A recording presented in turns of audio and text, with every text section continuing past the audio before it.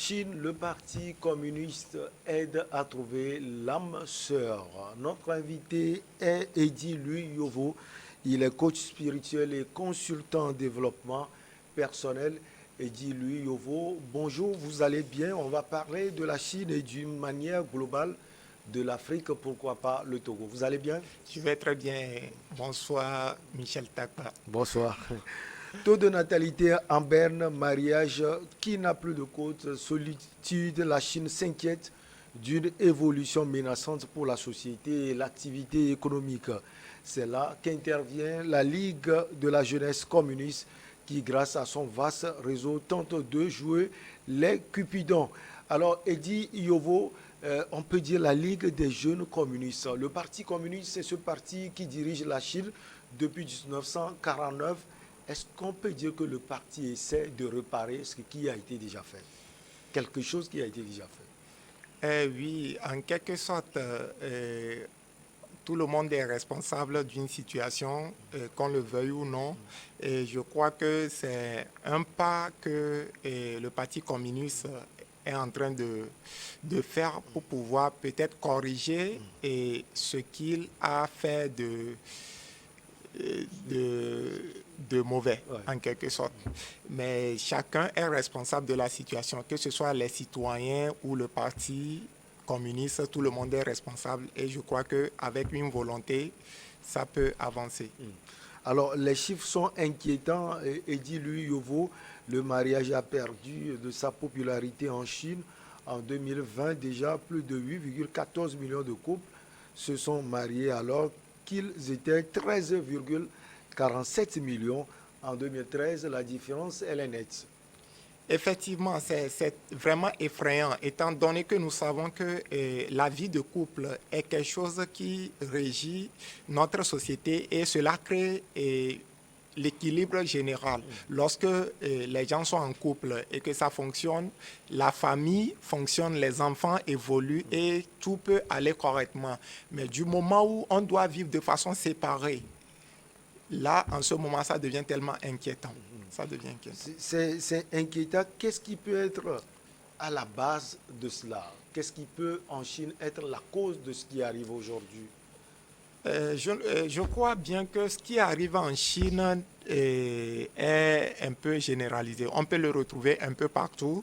C'est juste que nous n'avons pas fait certaines statistiques au niveau de l'Afrique, par exemple, ou aux États-Unis, que nous parlons aujourd'hui de la Chine. Je crois que c'est général partout. Les choses ne vont pas bien et les gens ont tellement de recul. Ils n'ont plus cette passion-là de vivre une relation. Quand nous prenons les relations aujourd'hui, nous savons ce qui se passe. Et je crois que ce qui se passe chez nous n'est pas aussi différent de ce qui se passe en Chine. Lorsque la relation n'est plus vivable, vous allez voir que les partenaires vont choisir à vivre séparés. Comme dit-on que vaut mieux être seul que d'être mal accompagné. Donc je crois que les résultats escomptés dans une relation ne sont pas atteints. C'est pour cela que les gens sont déçus. Et ils ne croient plus que le bonheur, la joie, l'amour, la paix là, et la sérénité là, que le couple peut amener, ils ne voient plus, ils ne peuvent plus faire confiance à cela, donc ils sont obligés de revenir en arrière, c'est-à-dire vivre seuls. Spécifiquement pour la Chine, certaines analyses disent que la Chine à l'époque étant à la quête d'un meilleur, c'est-à-dire devenue une puissance comme elle est aujourd'hui, a oublié ce côté, vie de couple, et a beaucoup travaillé, les hommes ont beaucoup travaillé, les femmes également. Donc derrière, on n'a pas pensé avoir des enfants. Peut-être qu'on a fauté sur cette ligne parce que c'est cette génération nouvelle qui va pouvoir porter la Chine. Oui, c'est vraiment regrettable de constater certaines choses qui peuvent normalement être évitées. Et on dit souvent que l'énergie coule là où l'attention va. Lorsque vous vous concentrez sur une chose, vous risquez de rater beaucoup. Et c'est ce qui est vraiment arrivé à la Chine. Et ils ont choisi de développer leur pays au détriment de leur vie, de famille et de leurs relations de couple. Et c'est évident. Et je crois qu'un pays qui aurait choisi de développer sa vie de couple risque aussi de rater son développement. Ça dépend. Mais avec l'harmonie et l'équilibre, lorsque nous pesons les choses de manière juste, c'est-à-dire lorsqu'on n'oxyde pas trop d'un côté, on peut toutefois profiter des avantages de toutes les situations. Mais lorsqu'on nous oscillons trop, c'est-à-dire que lorsque nous nous figeons trop au développement, par exemple, on risque de rater beaucoup de choses. Si l'autre se développe, l'un risque les choses se développent au détriment de certains. Ouais. Lorsqu'on ne prend pas les choses par sagesse et par analyse d'équilibre. Donc c'est ça qui a répercuté vraiment sur la Chine. La Ligue de la jeunesse communiste organise depuis plusieurs années des cours de relations amoureuses dans les universités ou des rencontres pour les célibataires pour résoudre le problème. Vous pensez que ça peut marcher, ces cours? Oui, ces cours de relations amoureuses. Comment, en tant que coach, comment ces cours peuvent se faire? Je crois que dire qu'on élabore un cours de relations amoureuses, je crois que ce serait tellement difficile. Les cours de rencontre, c'est possible. Comment rencontrer ou bien comment draguer, comment séduire une fille, oui, ça c'est possible. Mais cours de relation, c'est la relation, l'amour, ce n'est pas quelque chose que le mental même cerne. Ce n'est pas quelque chose que le mental même peut analyser et comprendre. L'amour est une sensation, c'est un état en fait. Et il me faut, si on me dit par exemple que les centres, les monastères ont choisi aider la population à résoudre leurs problèmes de couple, j'aurais plus compris si c'est les universités. Parce que résoudre les problèmes sentimentaux de façon intellectuelle n'est pas aussi évident que ça. On risque de passer à côté des problèmes réels de la société. Et puis la Chine a autorisé depuis 2021 tous les couples à avoir 3 enfants, alors que jadis c'était l'époque de l'enfant unique en Chine. On sent véritablement que cela n'a pas marché. 3 enfants, cela peut être la solution selon vous? Non, je ne crois pas que cela puisse être la solution. Je l'aurais souhaité que cela soit une solution. Mais une fois que l'humanité en général ne voit pas les choses qui existent, c'est-à-dire les problèmes réels qui existent, et nous risquons de régler nos problèmes avec d'autres problèmes, croyant que c'est la solution. Oui. On veut trouver une solution. Maintenant, on prend des problèmes pour régler ce problème-là et c'est grave. Et voilà ce qui arrive à la Chine. Avant, c'était l'enfant unique. Aujourd'hui, minimum, je crois, c'est 3. Et demain, on ne sait pas si peut-être ils peuvent encore inventer quelque chose pour régler leurs problèmes. La vie ne peut pas être comme ça. On ne peut pas fonctionner comme ça. On ne règle pas les problèmes avec les problèmes. Et je crois que c'est encore un autre problème qu'ils ont pris pour régler leurs problèmes. Peut-être aujourd'hui, ils vont dire qu'ils ont atteint le développement qu'ils veulent. Maintenant, ils vont s'occuper de la natalité. Alors que la natalité va directement et intrinsèquement liée au développement. La natalité, les enfants que vous devez faire, c'est eux qui vont devenir des mémoires demain pour pouvoir relever le défi qui vont arriver. Mais vous les suspendez et vous évoluez. Après tout, vous avez encore besoin d'eux. On imagine ce que ça va donner. On attend de voir. On parle aussi de déséquilibre entre les hommes et les femmes. Plus de 10 millions d'écarts. C'est aussi difficile donc pour les hommes d'avoir des épouses. Vraiment, ces écarts se font remarquer dans d'autres pays. Soit c'est les hommes qui sont plus nombreux que les femmes, ou soit c'est les femmes qui sont plus nombreuses que les hommes. Et si nous prenons le cas de la Chine, je crois que la politique de la Chine depuis... Peut-être qu'on avait privilégié les hommes. Et je ne crois pas qu'on a eu à privilégier les hommes, mais les femmes ont été mal exploitées. Et je dis exploitées parce qu'en Chine, nous avons connu des trafics d'adolescentes, d'enfants, filles pour... Il y a eu des commerces de tout ça là. Ça peut répercuter sur les statistiques de couple que nous connaissons aujourd'hui à leur niveau. Je donne cet exemple. Dans un parc, un animateur chauffe les participants et leur présente sur fond de musique pop les jeux par équipe auxquels ils s'adonneront pour briser la glace afin de mieux connaître les célibataires du sexe opposé. Les profils de chacun, âge, travail, revenus sont inscrits sur les fiches accrochées aux arbres. C'est devenu peut-être un problème pour la Chine au point de chercher à vivre en couple de cet acabit, de cette manière. Et oui, lorsque vous ratez les problèmes vitaux, Dès la base. à la base, vous allez voir que ça devient tellement compliqué.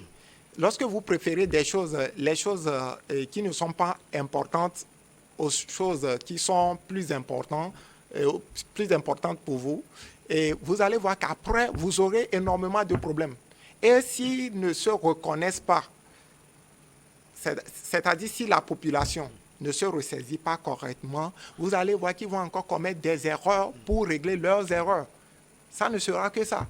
Et je vois que la situation est tellement effrayante par rapport à ce que nous voyons. C'est vraiment grave. On ne le souhaite pas, mais c'est arrivé. Et je crois que nous devons nous baser sur ça pour rectifier nos tirs dès à présent. Bon, on parlait de ce parti communiste qui dirige la Chine depuis 1949 et donc le parti unique. Est-ce que, même question à vous, ce parti peut-être a raté quelque chose dans la gouvernance? Vous voyez que la Chine doit plus faire d'ouverture, même en intérieur. En interne, j'allais dire. Oui, je crois que je ne peux pas me prononcer sur l'ouverture ou bien la fermeture. Et moi, j'aurais cherché ce qui peut aller. Moi, je ne prône ni la dictature, ni la démocratie. Vous prenez quoi, je finalement? prône Vous ce êtes qui au est, milieu? ce qui est utile à l'humanité. Si c'est la dictature qui doit faire développer, évoluer ma société et rendre la population à l'aise, que tout le monde vive en harmonie, en cohésion, en paix, ben, j'aurais préféré la dictature. Mais si c'est la démocratie qui doit faire obtenir toutes ces choses, j'aurais préféré la démocratie. Donc, je ne vais pas évoluer dans mon développement, soit disant que c'est parce que c'est ou que la dictature elle est bonne. Qu'est-ce qui nous avantage si nous prenons aujourd'hui la dictature? En quoi cela peut profiter à celui qui l'impose et à celui à qui on l'impose? Si ça profite aux deux personnes, ben ça passe bien. À quoi ça sert si le patron ou bien le gardien devient patron si la société ne va pas fonctionner? Si le gardien devient patron, si la société pourra fonctionner, ben qu'on laisse le gardien devenir patron. Parce que si le patron est là-bas et que la société ne fonctionne pas, à quoi cela sert? D'une manière ou d'une autre. Alors, vous l'aviez dit tout à l'heure, ce qui arrive en Chine peut arriver à tout le monde, sauf que le cas de la Chine est grave, voire gravissime. Alors, cela nous pousse à poser la question des problèmes qui existent souvent dans les couples. Ça, c'est d'une manière générale en Afrique, au Togo et ailleurs.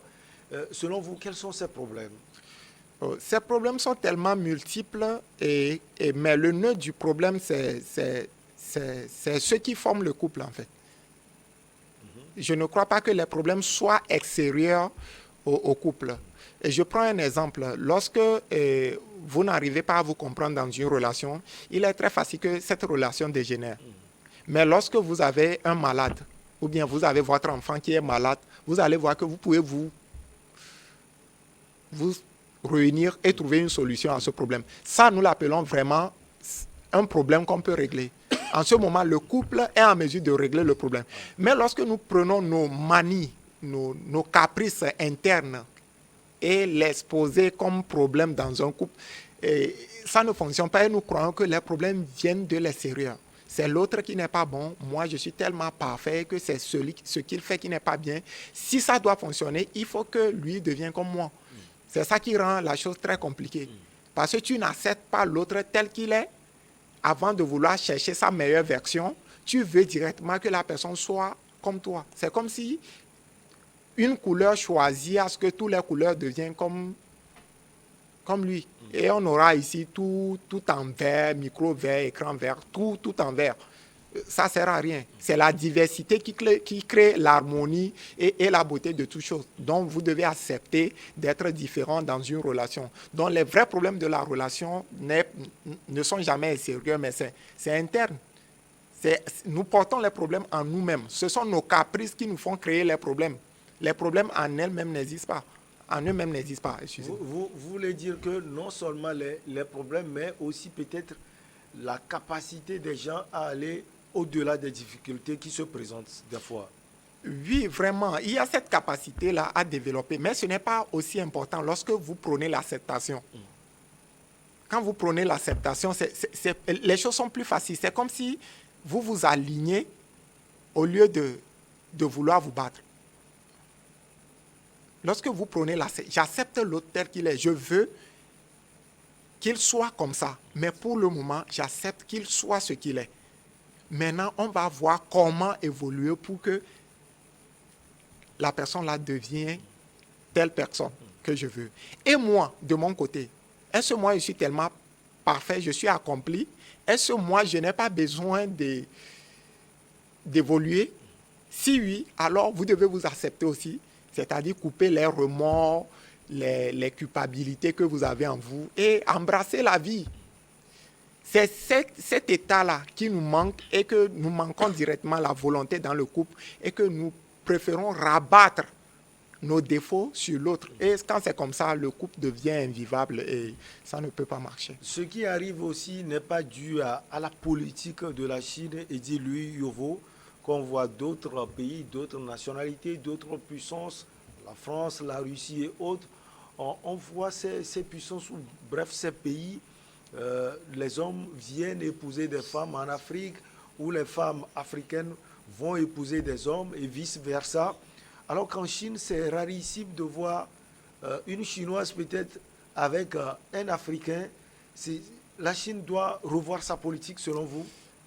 Je ne sais pas s'il doit revoir sa politique. Peut-être que sa politique l'avantage. Ouais. Et peut-être que ce que la Chine vit aujourd'hui, ça lui plaît vraiment que ça soit comme ça.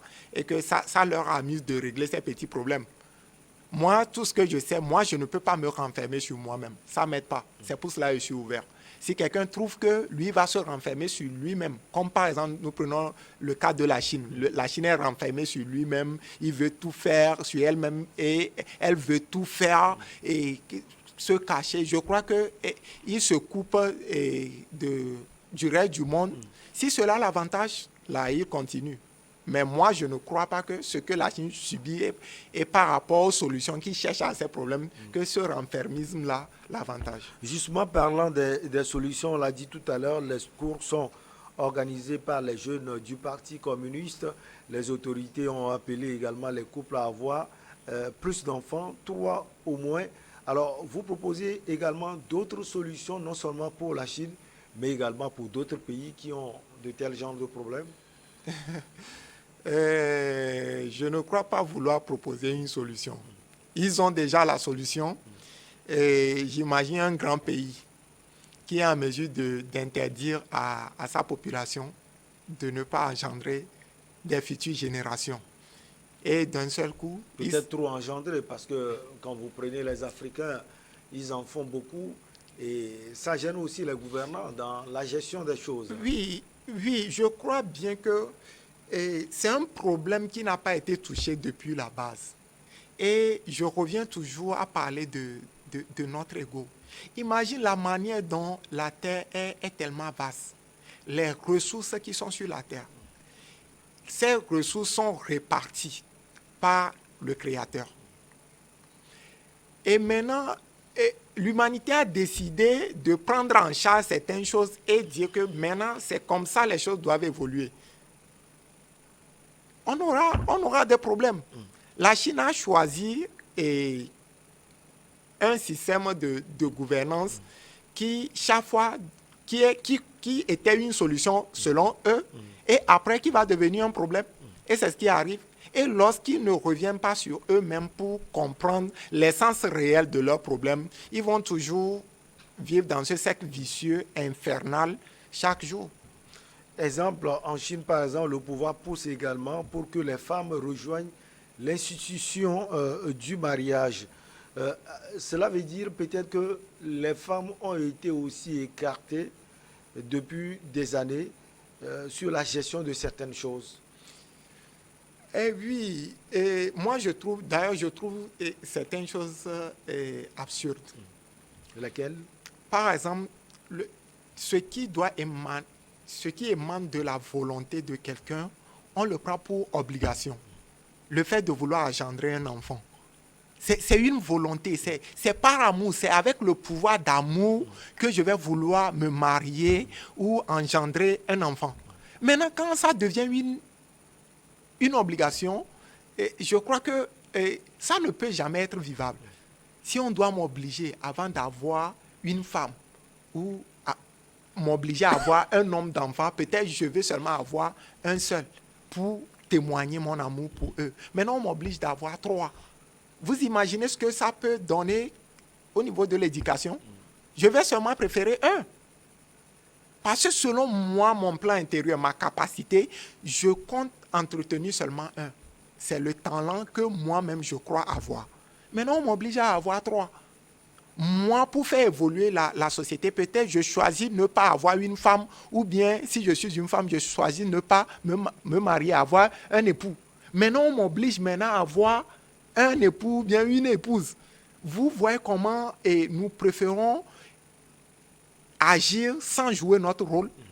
On n'est pas tous venus au monde pour avoir des maris ou bien des épouses ou bien des enfants. Moi, en tout cas, je ne le crois pas. Nous avons des rôles à jouer. Et celui qui se retrouve dans son rôle est toujours heureux.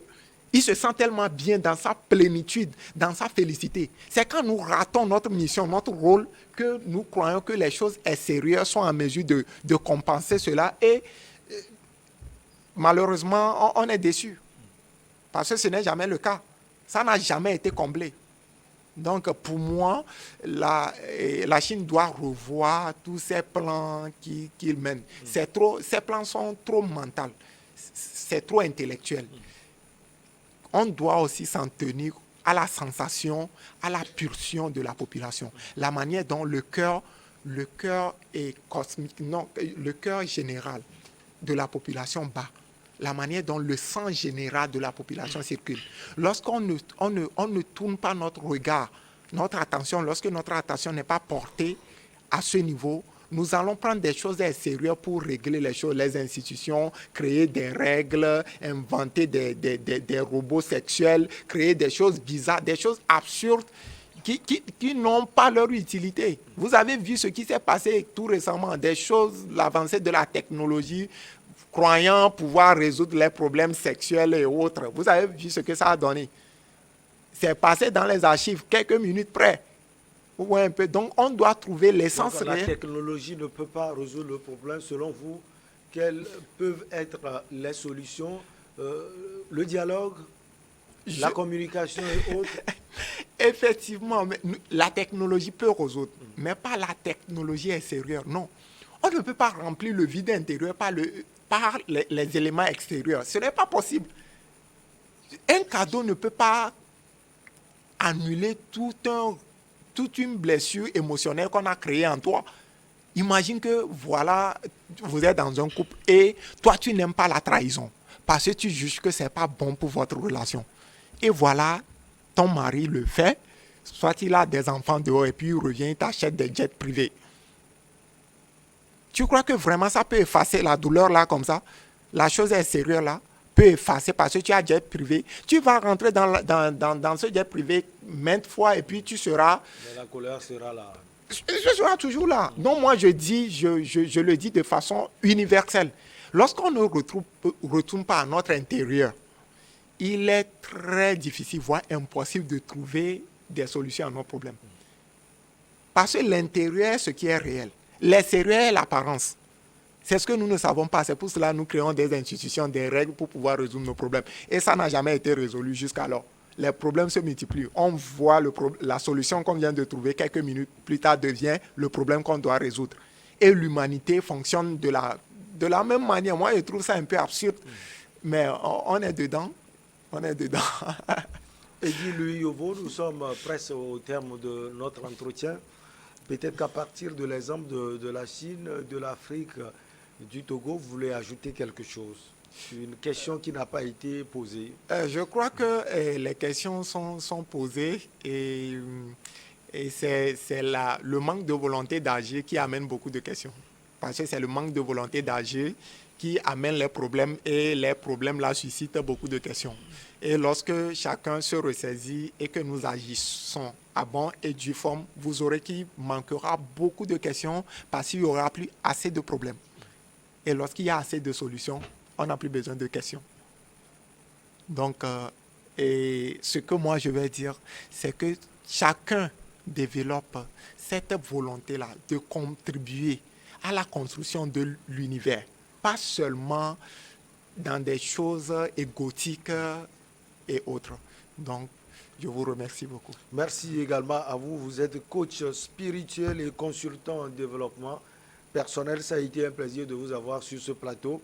On va marquer la pause donc pour le journal et derrière, on reçoit nos invités pour Regard Croisé.